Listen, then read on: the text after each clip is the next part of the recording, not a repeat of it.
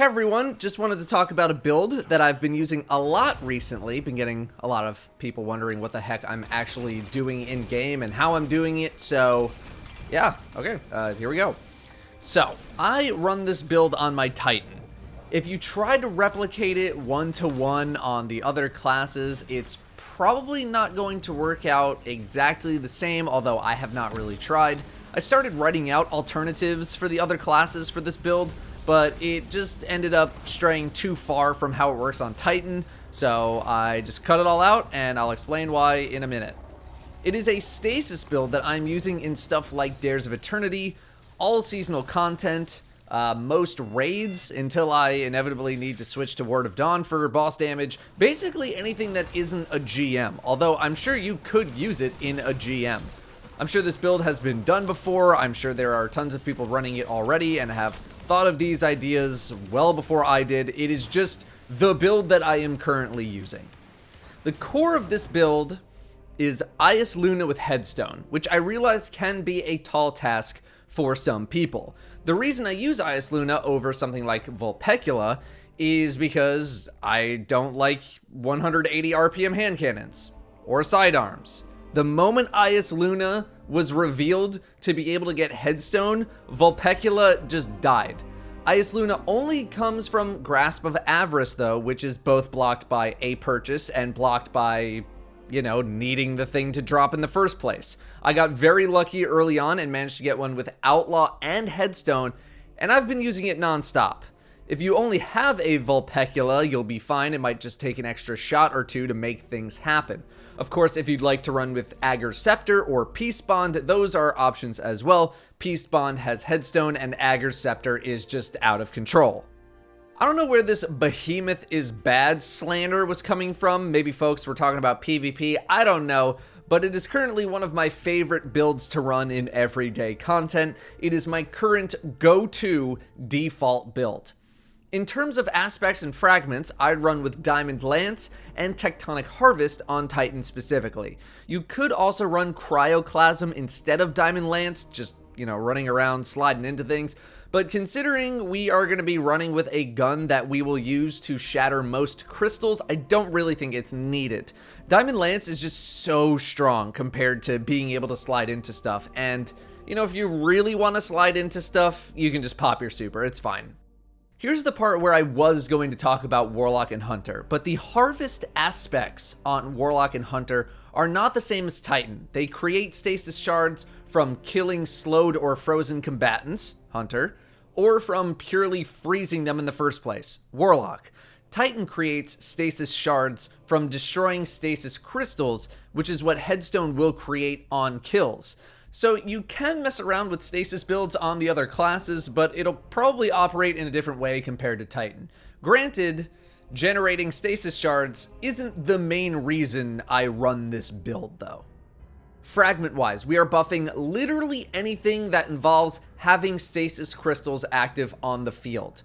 Whisper of Fissures is vital because this build is essentially destroy crystals, the build. So increasing the damage and size of a stasis crystal explosion is kind of a big deal. Don't forget that Bungie buffed PvE stasis effects like this in a recent patch. Whisper of Rending increases kinetic weapon damage to stasis crystals and frozen targets. This will enable us to one-shot stasis crystals with our Ias Luna. These are probably the most important too, and then I've just fleshed out the rest of the fragments with stuff that I think is relevant. For me, that was Bonds, Shards, and Chains. Bonds gets you more super energy, not that you really need a whole lot of it in dares. Shards gets you more grenade energy when you shatter a stasis crystal, which you will be doing to the point where this buff is permanently on you. And Chains is just for a little bit of extra defense, but I think this is the most flexible option here. You could do Impetus here. I'm really bad at using my melee as often as it's available, so I don't. You could do Conduction for reasons we'll talk about in the next section of the video. I am actually probably going to start running with it to really maximize the potential of the build more. Hunger, again, use if you're good at spamming your melee. Rhyme, tons of overshield opportunities there, but I don't think you really need a lot of overshields in most activities. Even normal raids, you don't really need them that much.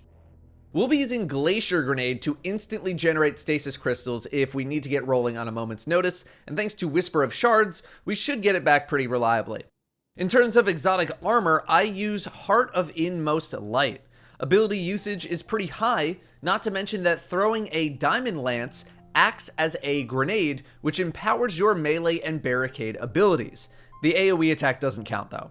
That being said, you do need to play around it a fair amount to get the most value. So if you wanted to use just a more set and forget kind of exotic where you don't really need to think too much, you could do something like Armamentarium, just an extra grenade and that's it, and it'll still be very effective because more stasis crystals is good.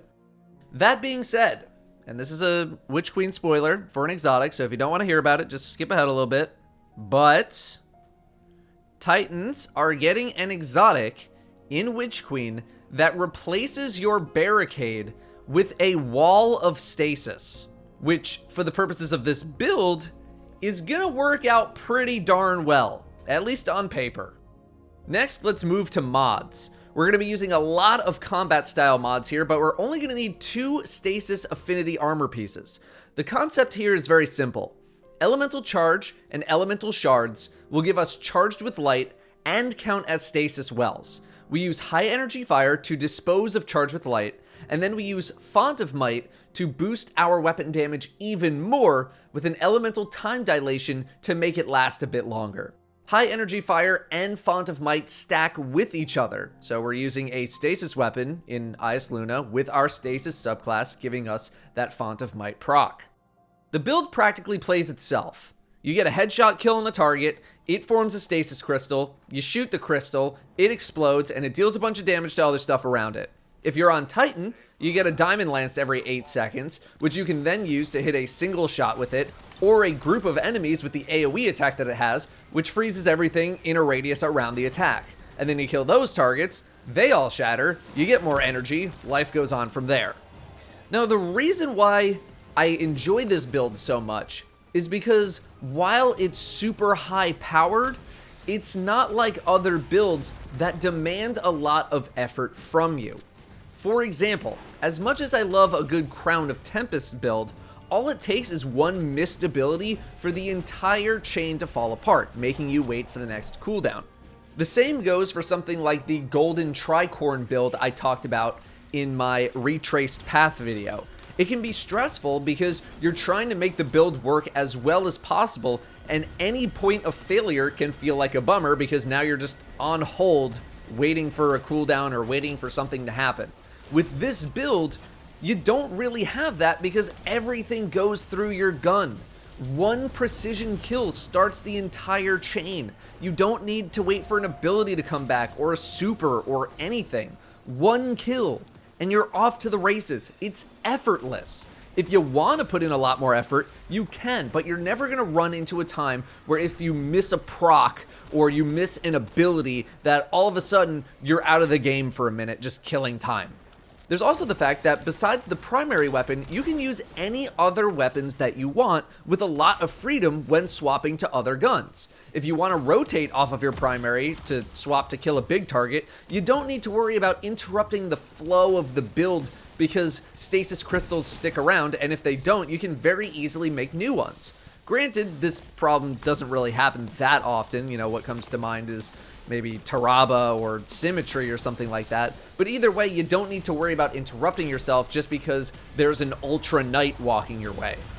The reason why I'm probably going to swap more towards Whisper of Conduction is to more reliably pick up Stasis Shards and Wells to gain their effects. There will be many times where I'm playing and I just will not go pick up shards, which negates a rather large portion of my build, the combat style mods. Having them automatically come to me when I'm in range will cut down a lot on missing out on the bonus damage and bonus ability energy that I could be getting.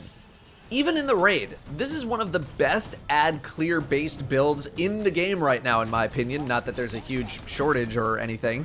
Vault of Glass has a ton of trash mobs, especially during something like the Oracle encounter or even Gatekeeper right before Atheon, and this build is so good at wiping out entire waves of enemies. Whether it's through a Glacier Grenade and shooting all the crystals, or just getting a Diamond Lanced AoE attack, you can kill entire waves of low tier enemies without much issue. Even mid tier enemies like orange health bar, anything. Not only that, but during Gatekeeper, you have the added bonus of being able to freeze the shielded Minotaur in case your team falls behind with the Relic. Another benefit of this build is that it is not impacted by the loss of Orbs of Light from masterworked weapons because it doesn't use Taking Charge as its main charge generator, which means there are some pretty high hopes of this build being able to continue into Witch Queen, assuming nothing else happens to it. Granted, even if it did, I don't think it would be a huge deal to swap in a mod to make stasis weapons give orbs, but still. That's about it. This build has so much power in it, and yet you can run it completely carefree. It doesn't really have that much downside, other than maybe your super in group content for pure boss damage purposes, although there's some stuff going on with stacking multiple behemoths that I've been hearing about. I haven't really investigated that. Otherwise, you really don't have many weaknesses here. And again, it doesn't rely on procs or supers or abilities or anything like that. You can start and stop as you want, and that, to me, is what makes a build really good and really fun to use. Thank you very much for watching. I will see you next time.